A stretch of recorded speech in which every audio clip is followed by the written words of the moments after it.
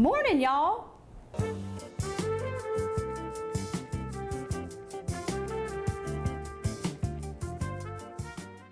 So hey, we're back again with Dave Kraft. He's here again to do a little more berating about our leadership skills.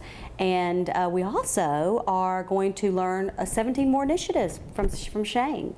So very excited about that. And it's going to be a fun day, a lot of eating. Once again, we were in the car. Where are we going to go? It's the same thing every time we get in the car. No one seems to know where we're going to go to lunch. So we get in the car. Where y'all want to go? I don't care. We're not going to Holiday Ham. So we don't go to Holiday Ham, but for some reason we end up going west again. And Scott says, hey, how about local? We'll go to local.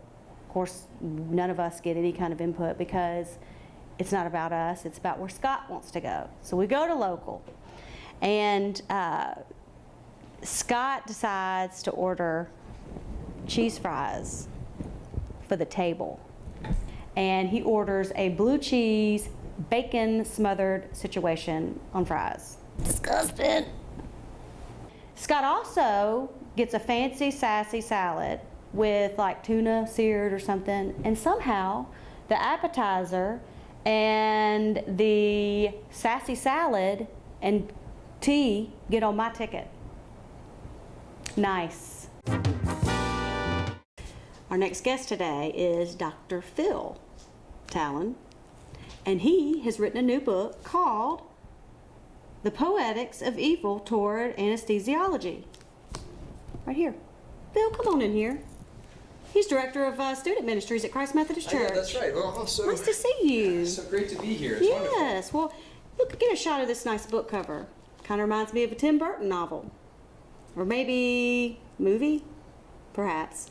Anyway, I just got back from vacation, Phil, and had a chance to read your book on the beach. Oh, really? Not a lot of people And actually have read my books. So that's it was wonderful. very interesting. Tell us a little bit about med school. Did you get some of your topics from some of your studies?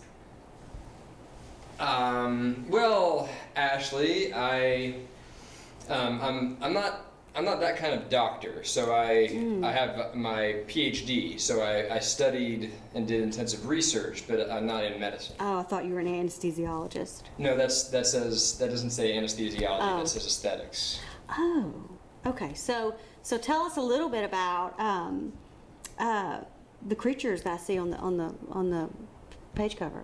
Well, if you've read the book, you'll recall that there's some discussion of that painting in there, and that's Macbeth from the play by William Shakespeare, and he's encountering the witches who are sort of pointing him to help him see what awaits him in the future. And so it's tied in with how the arts can help us to see things, even if it helps us to see really dark things. So was your inspiration Nightmare Before Christmas? No, it wasn't. Well, it looks a little bit, and some of the things I read, the shock appeal and tragic wonder kind of led me to believe that it was a little bit of a Da Vinci Code type book. Yeah, some people like that kind of thing, the Da Vinci Code. I personally am not a fan of Dan Brown's novel, and that's not what I was trying to do here.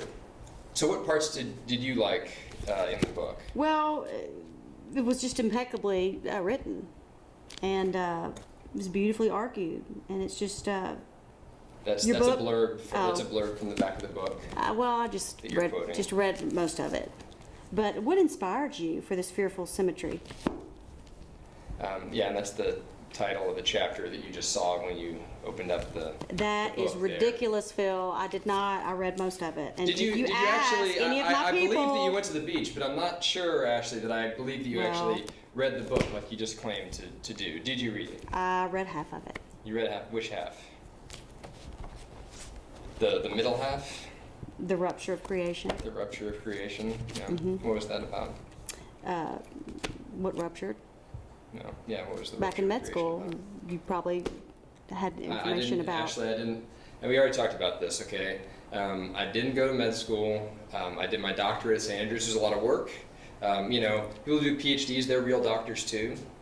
People say they aren't, but they are. Well, did you enjoy writing this big book right here? Yeah. What was your inspiration?